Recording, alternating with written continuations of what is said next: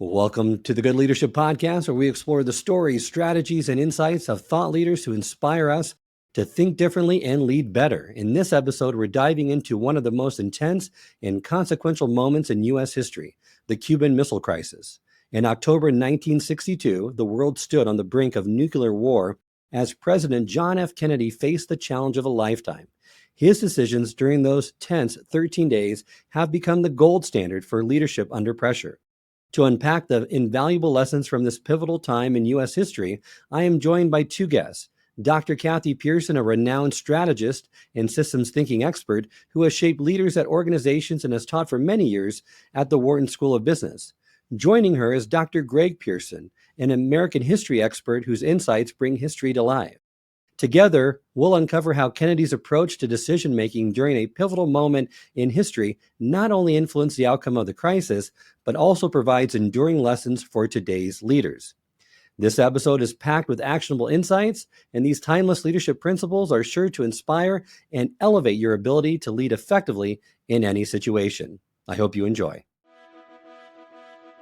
Welcome to the Good Leadership Podcast, where we engage with esteemed thought leaders and explore research-backed strategies and techniques that empower leaders at every level to achieve meaningful results that drive lasting change. In this episode, I love to unpack some of the leadership lessons in terms of the Cuban Missile Crisis. This episode is going to unpack one of the most pivotal moments in American history, exploring how Kennedy's decision-making shaped the outcome and what today's leaders can learn from his approach.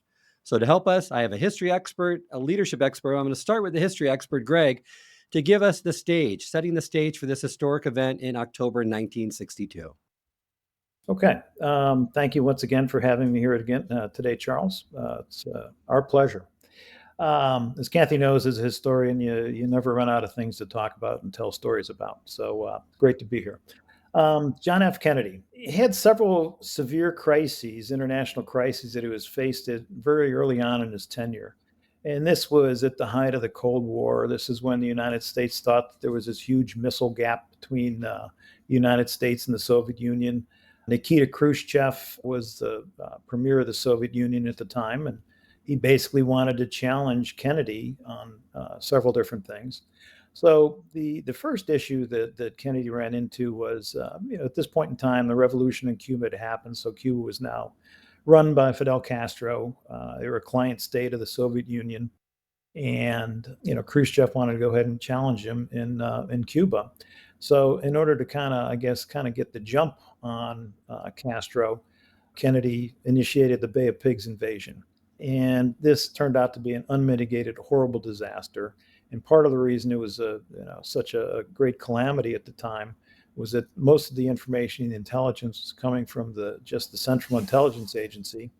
And the principal sources of intelligence that the CIA was getting were from Cuban exiles. Bigwigs in Cuba that had been ousted by the Castro regime.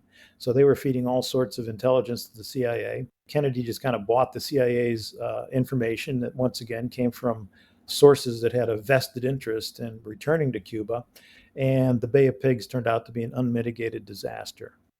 After that, the Soviet Union went ahead, and the Soviet Union, in conjunction with the East German government, went ahead and constructed the Berlin Wall. And this was a great surprise to Kennedy and the U.S. administration. They really didn't see it coming. And rather than go ahead and, Berlin at the time was, deep inside East Germany, the Soviet-controlled area of Europe. So, once again, took no action, very little action. And these are kind of the precursors for the Cuban Missile Crisis. Essentially, the U.S. Kennedy administration had done very poorly early on in two major international crises, and this kind of set the stage for what would happen with the Cuban Missile Crisis.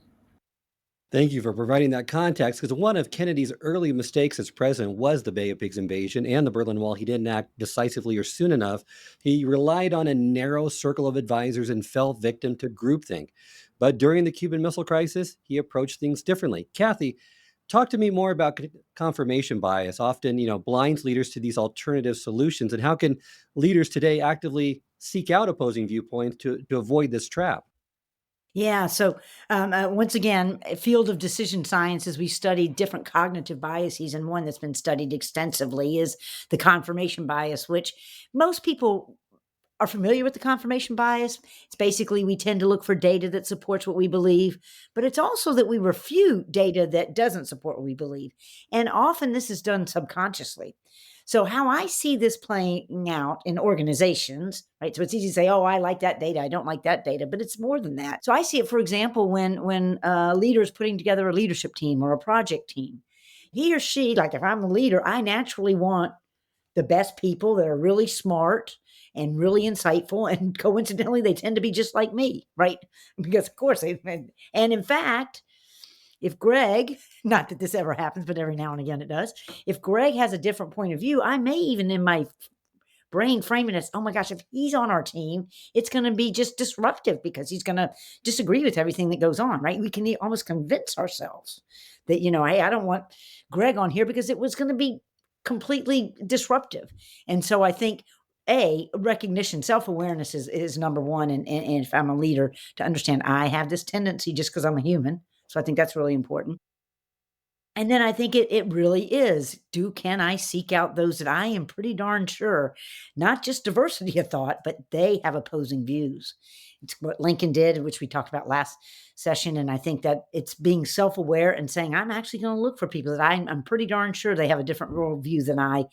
Not just diversity of thought, but I know that they oppose it because they're gonna be crucial to our team. Well, and partially because he failed in the decision of the Bay of Pigs. Kennedy was hesitant to make any moves to stop Russia from dividing Berlin. He waited for that perfect information. With you and I, Kathy, have talked about before, you don't get perfect, complete information. You always have to operate under uncertainty with incomplete information. How can leaders do that better these days or feel more comfortable in doing it, realizing that perfect information just doesn't exist? This is the number one challenge. I do think, and I've been encouraging Charles, you know this, or I know we're so tired of talking about COVID, we could just, throw up. But truly, if you think about a time in history, at least from a corporate or corporate, individually, in all aspects of our lives, personally, a time of great uncertainty. That was it. I mean, it's a petri dish of experiment on what do you do when you don't have information. And I can't tell you how many leaders during those first few months of COVID were like, hey, I'm having to make decisions by the seat of my pants. I have no data. I don't Right. have historical data.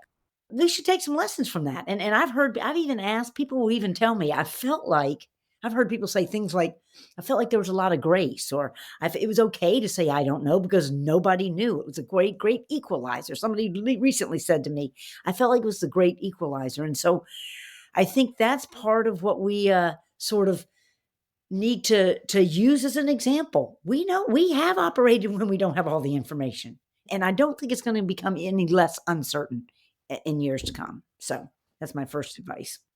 I'm in agreement with you. Leaders need to make decisions without complete information, so it's critical that they ensure that they obtain objective and relevant information when possible and test decisions with contrary views. Kennedy did this so masterfully during this crisis. Greg, give us kind of the backdrop now. Cuban Missile Crisis happens. Kennedy has a different approach altogether to this, but kind of give us this historical context as we start talking about this event.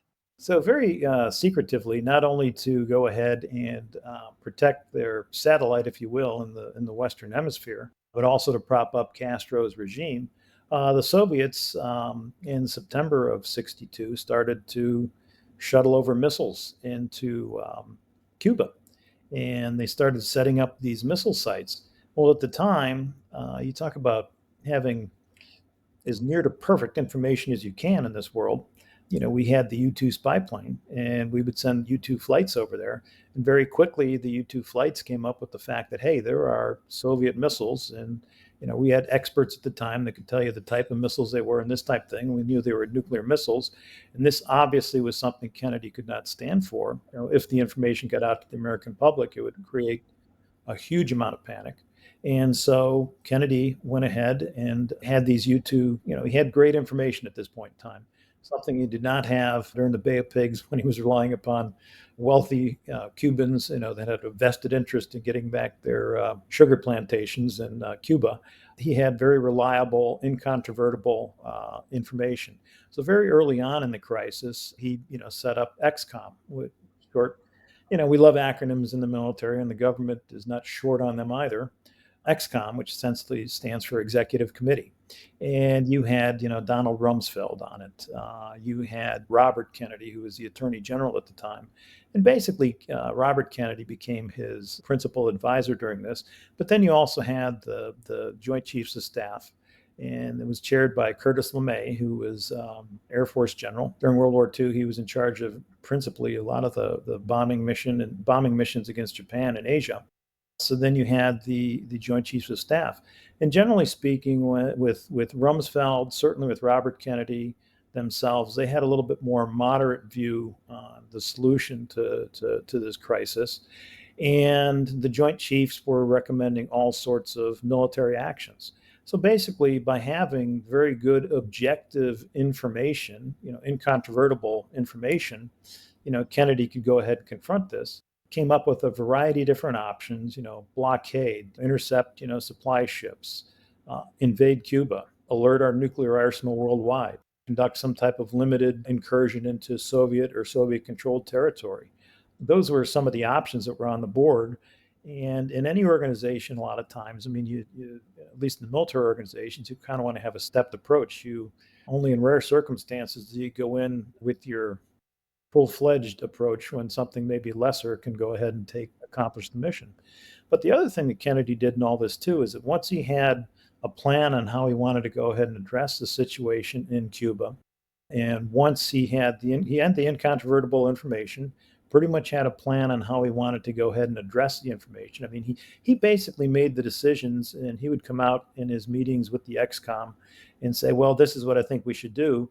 And then you would kind of use the military heads as devil's advocates, if you will. And so kind of set up a little bit of a debate, a controversy amongst his committee to kind of come up with a better solution. But once he did all this and kind of had a plan on how he wanted to execute it, he brought forth a nationwide address. And for any of the perhaps younger viewers of this podcast, you can probably go find this on YouTube. Made an address. I was only 2 years old at the time. Made an address from the Oval Office with some very, I guess at the time they were the best graphics that they had available, but they're pretty hard to read maps of where these U-2 surveillance photographs, and the fact that you would go ahead and take a ultra top secret compartmentalized photograph and essentially display it publicly to the entire American public. That was all designed to go ahead and build trust and support for the actions that we're going to be taking subsequent to the announcement to the nation as a whole. Kind of build support for his decision. And so that was, I think, probably the third leg. Good information, a wealth of options. The good information allowed him to come up with a wealth of options. He kind of used the process of decision making, had a devil's advocate in there built in with the Joint Chiefs of Staff. Basically it was a three-legged stool. Good information allowed him to come up with a wide range of options. And then once again, when you're just about ready to implement those options, and obviously we set up a blockade, as everyone knows, kind of spoiler alert, set up a blockade and it worked. And then third thing, once you had all that, then you wanted to go ahead and get the American public behind you and the world behind you too at this point in time, not just the United States. So those are the three things that Kennedy did. And it was just such a methodical approach to resolving this crisis. And we'll talk a little bit more about how it actually got resolved. It's such a difference from Bay of Pigs, Berlin Wall, Cuban Missile Crisis. And I think it shows his maturation as a leader in a couple of different ways. Number one, getting better information as time went on. And then number two, kind of honing his own personal leadership style and how to go ahead and make decisions. Love it. Great insights there. Because like you said, another lesson from the Cuban Missile Crisis is the importance of obtaining and leveraging high quality information. You mentioned the U-2 reconnaissance flights provided that clear photographic evidence. It was used then to gain support of the American public, which gave Kennedy the clarity and the kind of the motive to act. In today's world, Kathy, how can leaders balance that objective versus subjective information in order to really prioritize reliable data while still leaving room for intuition? Just for your viewers, I'm a statistician by training, so I'm always going to err on the side. If you have good relevant data, use good relevant data, Kathy right? loves her numbers. I love my numbers, right? So I like numbers. But just as we've said, the chances that you're going to have all the relevant data that you want is just small. So you do have to bring in intuition, which is basically a subconscious database that we build over time on our experiences.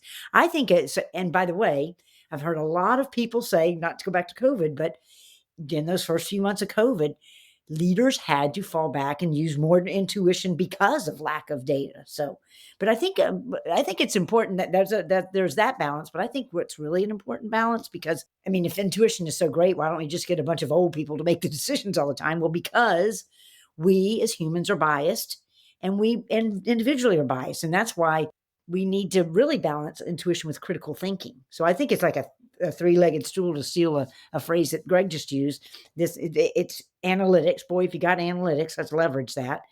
Intuition and critical thinking. So I think it's a balance of all three, to be honest, particularly when we talk about complex decisions. You know, in decision sciences, we study a lot about intuition and, of course, critical thinking. When Kennedy's really overarching purpose was pretty clear. I mean, he wanted to prevent a nuclear war while maintaining national security and global stability. And that was a tough task or ask to make. And this purpose really then guided every decision, from rejecting immediate airstrikes to Cuba to choosing a naval blockade as a middle ground solution. Kathy, why is having a clearly articulated purpose so essential for leaders in uncertain environments? Yeah. Yeah. And I'm going to let Gregg address this as well, only because when I talk to civilian audiences, which is most of my audiences, I talk about what the military talks about, commander's intent, right? How important in the military commander's intent is. And it's, what's the overall intent of a battle, for example? And there's a lot of reasons why that's important. But from my standpoint, it's because it's very difficult to be adaptable in the moment as you're executing on a decision, for example, if you don't know what the overall intent is. Because it is going to change. The environment's going to change. You're going to have unanticipated events. And so how do you know how to adapt? Again, my third time to go back to COVID, I saw this tangibly time and again. Senior leaders who were really, really good at articulating, listen, our first and foremost job is to keep our employees safe, or our first and foremost job is to get to our client or customer. How you do that, you go do it. And if it doesn't work, try something else. We saw that. And you saw that being highly correlated with successful outcomes. So I would say it's really important not only to get everybody rallying around and motivation and tell me why I'm important, but it's very important for adaptability. But Gregg, I know you have a perspective because you did serve in the military, and you know commander's intent way better than I. Well, yeah, I mean, it's we kind of get back to, we talked about it in the last episode on Lincoln, the idea of purpose. In the military, it would be called commander's intent. I mean, you get an operations order, it could be, 10 pages long, but I mean, how much of that are you going to remember other than, when am I getting in my ammunition and when am I getting fed? Oh, what are we supposed to be doing? Okay, taking that hill. Oh, okay, I got that. That's the intent. I mean, in our book, I like to use a anecdote from D-Day, the Rangers at Pointe du Hoc, is that they get up to the top of the cliffs there, Pointe du Hoc, and these 4 guns that we're supposed to be finding aren't here, but we're supposed to find these guns. We know they went somewhere.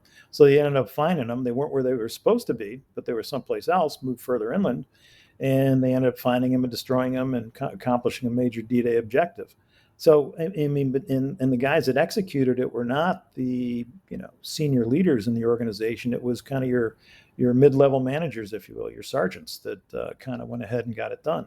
So, in a business sense, is that, if your objective is to roll out a new product, a new service, everyone needs to understand that that's the intent of the organization, is to roll this out by this and such a date, regardless of if it's the most senior person, a finance person, or if it's, your most junior person in the shipping department on third shift. They need to understand the intent. And then if they understand the intent, they'll figure out how to get it done in most cases. If you got to get employees, they'll figure out how to get it done in most cases.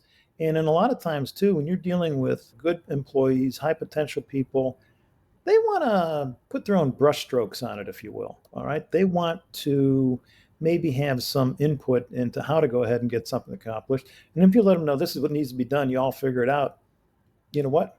9 times out of 10, they'll go ahead and do it and get it done. Might not be the way you would have gotten it done, And this reminds me of something from the David Petraeus said this about the wars in both Iraq and Afghanistan when we were trying to hand off more control to the Iraqis and to the Afghan National Army.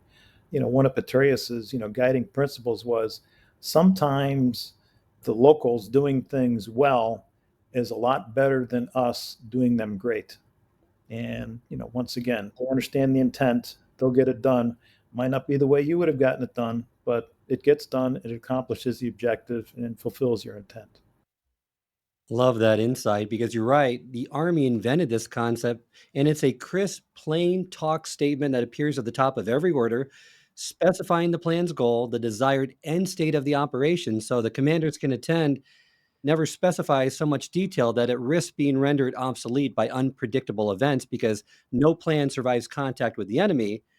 But it allows you to have that intent and not lose the ability to execute on the original plan regardless of what may happen on the battlefield or in the corporate environment. Herb Keller at Southwest, his commander's intent, which he was famous for, is that we are the low-cost airline that kind of directed all of the employees to think, okay, they may not specify everything I do, but I want to maintain that intent of being the low-cost airline. So there was one book that stated one of his employees came to him and said, why don't we offer better food on our flights or some food on our flights? And he's like, okay, what's the intent here? Is that going to help us become the low cost airline or not? And that was kind of that guiding principle that led that airline for so many decades in making sure that they stayed true to his vision.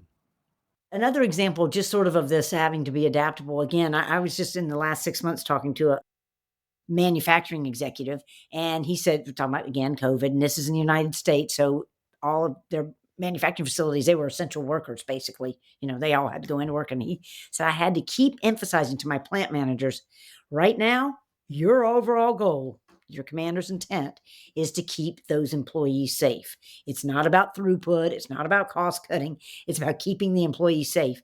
And what was interesting, what struck me about this was he had plants in lots of different states, and I don't know if you remember, but every state had its own little guidelines that were going on. It wasn't like there was a federal, so he had to render control of how it was going to be implemented to the folks on the ground. He could, because it wasn't like you could have a blanket and you better do X, Y, and Z. They had to, just by definition, have a different plan and have to be able to lead from the middle, basically. And it was a real good example again of commander's intent.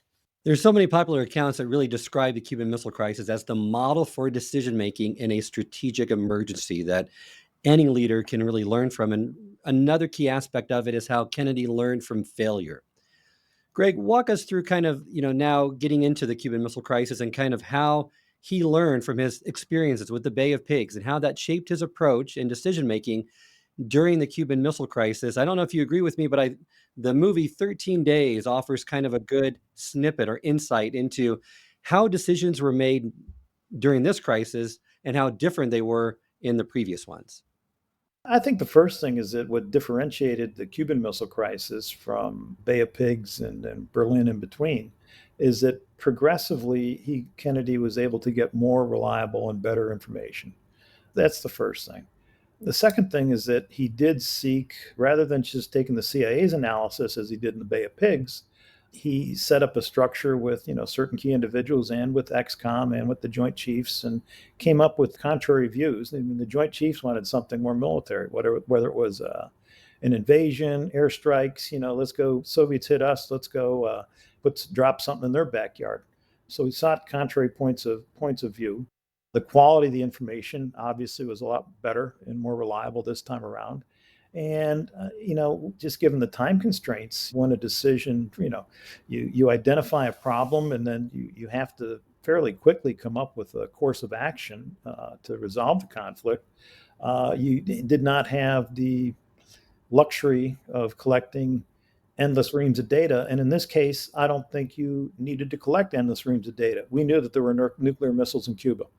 Could not, Kennedy's policy can't stand for this. This is a bridge too far, and came up with some different options, a wide range of options available to him, and try to, choose some middle ground there that he hoped would go ahead and resolve the crisis. And in effect, he did. Now, what's kind of buried in this, and I mean, this is, oftentimes viewed as a great win for the United States and, a great defeat for the Soviet Union. essentially at the end, it was a compromise. The Soviets removed their missiles from Cuba, and we removed some missiles from Turkey that were able to go ahead and reach into the Soviet Union. So, it was kind of a compromise. But quite frankly, the missiles we removed from that we removed from Turkey were old, outdated missiles anyway that we were looking forward to replacing. So, yeah, we just kind of threw that in there to kind of allow Khrushchev to save a little face, which he could, say, look what I did. I got the missiles out of Turkey. Yeah, we took our missiles out of Cuba, but I got missiles out of Turkey too. So, allowed him to save some face. So it was a good, safe off ramp, and I think all the way around, from the collecting the information, the contrary points of view, the decision making on what, how much do you want to escalate this conflict? Is there a way to de-escalate it? He did. So crisis averted. When you're right, and that's a good distinction to make, that the final outcome was clearly a compromise on both sides, relented in some of their demands in hopefully in averting a nuclear war. And Kathy, failure is often the best teacher. How can leaders use their past mistakes to really refine their decision-making processes? First of all, I think it's really good to distinguish between a failure and with good decision making process, and a failure because you poor decision making process, right? Because if you're making a decision under uncertainty, you can't guarantee a good outcome no matter what. And I think, again, stealing from the military, the military talks a lot about these after action reviews that are done after every, again, Greg can talk about this more, but after every sort of event, and whether the outcome's good or bad, which I think is really a very important piece, so that it doesn't become, oh, we failed, now we have to do an after action review. I think that failure is a tough word, and I know, Charles, you've heard me talk about this.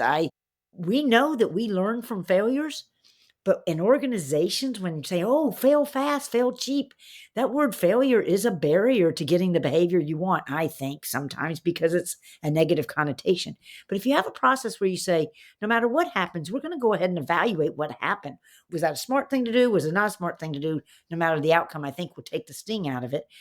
I do think also, just in terms of if I'm a leader and I want to learn from my mistakes or what happened in the past, it's that real honest assessment of what happened, not looking to blame others, but what could I have done differently? Would that have made a different outcome? So I think that's part of it, because, you think about Lincoln. It sounds like, not Lincoln, but Kennedy. The fact that whether he consciously or not said, listen, last time I had this narrow group of folks that I was talking with, I need to expand that, or whether he just learned, sort of subconsciously, I need to get people that are going to challenge me, sort of that devil's advocate. So it was brilliant.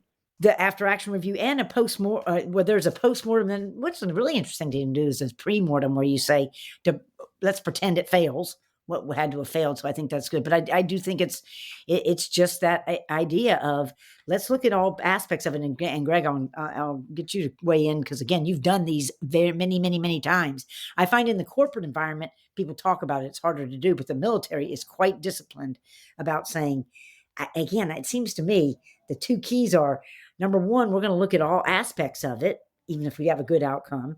And number two, it happens no matter what. It's not contingent on a bad outcome. But Greg, I don't know if you have any thoughts on that.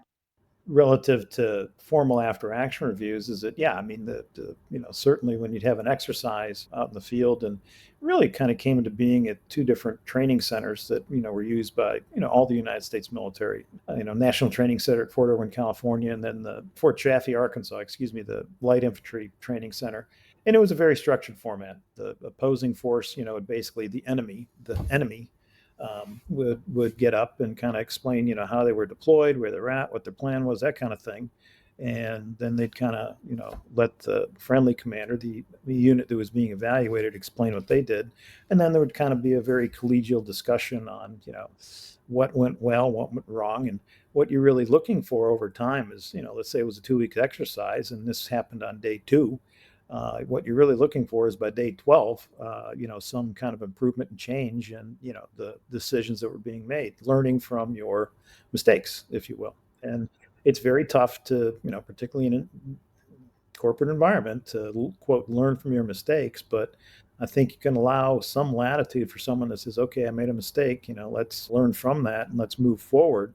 Now, if the person keeps making the same mistake over and again, well, then you got to take some other action, but they at least deserve a chance to go ahead and learn from their mistakes. And by doing that, you build I think, a stronger organization, whether it's in the military or in the corporate environment. You build a stronger organization. People aren't afraid for their job. They realize that this is a place that allows you some latitude to learn from that, and you end up growing people, and you end up building trust in the organization and the leadership, of that organization, by allowing them some latitude to learn and make mistakes. Now, obviously, there are some instances where some mistakes are so big you can't allow them that, but I guess maybe that's for a future podcast. You're right. And that's so critical for the corporate environment to learn that lesson, but it's really difficult to do. I love how Kennedy didn't let failure of the Bay of Pigs define him or at the Berlin Wall. Instead, he adjusted his leadership style, sought contrary views, and implemented a more collaborative decision-making process that really made a big difference with this crisis versus the previous ones. As we wrap up today, Greg, I'll turn over to you first. What's a call to action to leaders that are listening on what we talked about today, some insights they can glean from this case study in decision-making under crisis? I think you have to have, I think the thing that really strikes me is how Kennedy kind of Kennedy knew what he wanted to do in most instances, but for two different reasons. Number one, he wanted to test his decision, if you will, and that's why he would go ahead and bounce it off the Joint Chiefs. To go ahead and yes, he was the president, and the military understands that the president's the commander in chief, and you do what the commander in chief says. But he would go ahead and try to use them as devil's advocates to go ahead and fine tune and increase the likelihood that he came up with a better decision. So I think there's an element that really strikes me about Kennedy's. He pretty much knew what he wanted to do, but he just wanted to test it a little bit. And so I think that was very good, is that he would test it a little bit. And then secondly, there was not a need for him to collect endless reams of information and analyses from different intelligence agencies. Incontrovertible evidence, missiles were in Cuba, something was going to be done about it. It was a question of what we wanted to do along the entire spectrum, if you will, of action. And he did it. So, he really matured greatly in those 2 years, roughly 2 years between the incidents of, between the Bay of Pigs and Cuban Missile Crisis. How about you, Kathy? Call to action for leaders based on the topics we discussed today. What do you recommend them starting off with first, if you could mention one thing? Be clear about your commander's intent. Be very, very clear, and then push that decision-making down. So that's number one. And number two, I think that whole confirmation bias, once again, self-awareness, recognizing that. And so therefore, how do I ensure that I'm getting views that aren't just diverse, but that are in opposition to mine? Wonderful. Well, thank you both so much for joining me today. Really appreciate the conversation. Remind our listeners how they can get in contact with you and learn more about your work. Yeah, so we have a website. Our company is Enterprise Learning Solutions. It's elslearning.com, and you can get in touch with us through our website. Thanks so much. Thanks, Charles. I hope this episode has provided you with valuable insights. If it has, I ask you to share it with someone who would also benefit from it. If you've been enjoying and gaining knowledge from this podcast, then subscribe to our YouTube channel, where you can find all the previous episodes of the podcast and additional learning resources. You can also subscribe to the podcast on Apple or Spotify and leave up to a 5-star review.